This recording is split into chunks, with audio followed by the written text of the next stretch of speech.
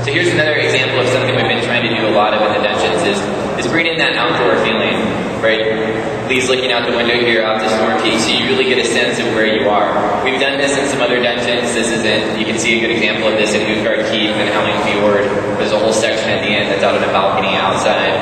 Really helps ground the player that they're actually some place in the world. You're not in an instance somewhere. You're actually in the Storm Peaks. So headed through here, this is a kind of a hallway section leading up to the final boss, Loken. And Loken has a ton of story behind him. I don't want to give away everything here, but I think you guys are going to really like what we've got going on. Loken is basically a messenger to the Titans, and so when you're actually doing this fight, there's a whole cinematic sequence that plays out both before the fight and after that's going to explain a lot of what's going on here. And it's a really unique opportunity we got to do because we have so much lore with all of this Titan mythology that we can follow up, so we're able to do something really custom that feels really, really cool.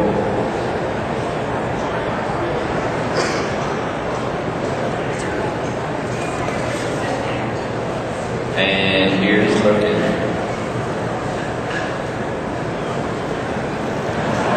I think he's waiting for you guys. And that's the Halls of Lightning.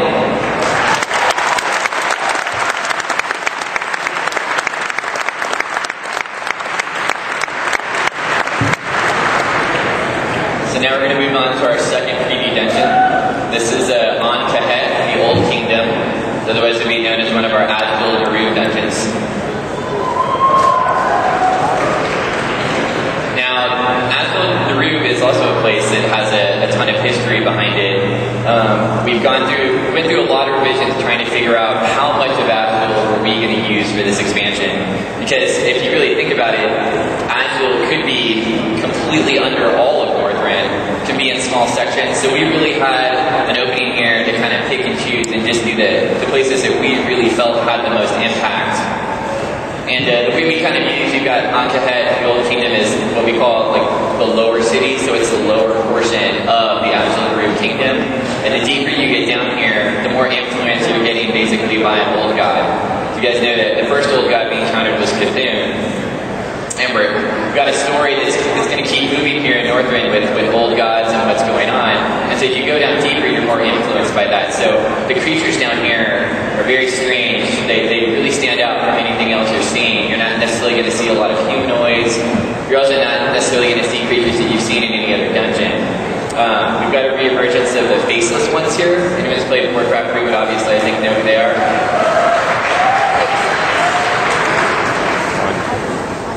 We've also got a couple other creatures down here that are completely new. And one of the really big things we've been able to do in this dungeon specifically is it's underground.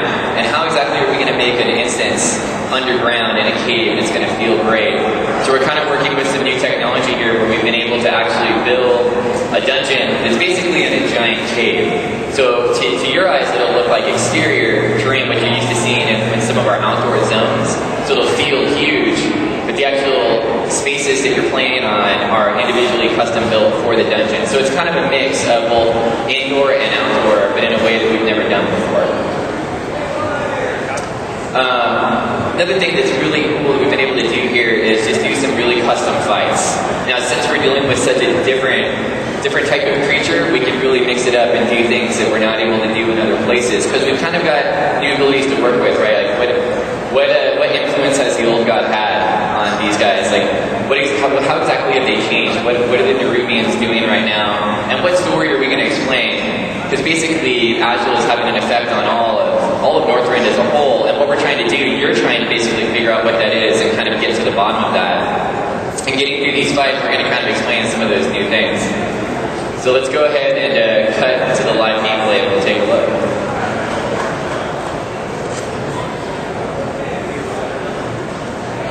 So you can see here, you get this feeling for just how huge the area is. This is where you start out.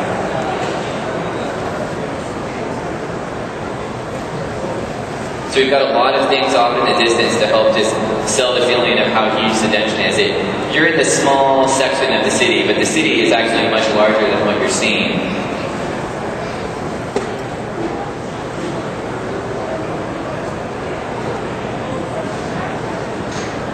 And you can kind of see the art style going on here.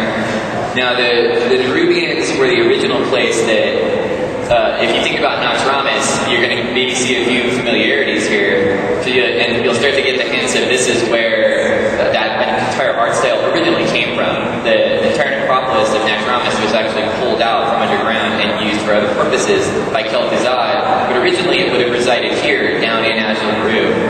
And you can kind of see those hints coming through. You're seeing a lot less of the influence you would see in Nax. It's not going to be the same, but you're still seeing like the art style kind of fits, and it's really important that that cohesiveness fits together. Because as we're telling the story, if they looked totally different, it wouldn't match, right? It wouldn't fit in your head. But that was a big goal, was to make sure that as we're telling this stuff, that it really fits up with what we're talking about.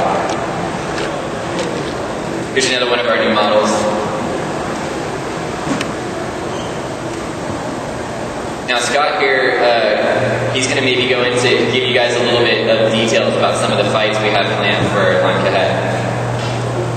Sure thing. So the model you just saw right there was actually the first boss fight inside Lanka Head, named Elder Nadox. It's a pretty interesting fight where he takes the eggs that are nearby, hatches them, the little ads come out, you actually have to deal with all the ads, and occasionally a larger ad comes out that protects both him and the small ads going to kill the large ads. So it's interesting for the gameplay where you have to not just sit there and AE everything, but pick out the guardian that comes out and take it out. So as you go along further, deeper into Lanka Head, you can see the other bosses down here. So up there on the top of that shaft of light is actually a second boss, one of the Blood Princes. He's an interesting fight where, since the Blood Princes are vampires, we actually wanted to get that kind of lore into it. He'll actually stop every so often and begin, he'll stun someone, put them on the ground, and actually start feeding on them. And the rest of the players actually have to beat the prince off of your party mate to get him to stop. So that's the second boss, and if once you beat him, you can go around the tunnel down to this next area, which he's looking straight ahead. He's going to go down the tunnel. It's an awesome tunnel. Oh. Don't you wish? Here we go. So we have this small temple complex here. It's not that small, but here we have the third boss. Who's actually who's an orc. One of the things we really try to do in this dungeon is actually go back a little old school. We actually brought the Twilight Hammer into this. Twilight Hammer, that group of crazies that worship old gods, worship old lords, they were really big into Ragnaros. And because there's such a huge old god influence in this dungeon, we want to bring them back. So when you start this fight, a bunch of her followers actually come up from the stairs, circle her, and as you're fighting her, she actually calls out individual followers to be sacrificed. And if you don't kill the sacrifice before she does, she gets really buffed and starts hitting really hard. So that's one of them. And then the final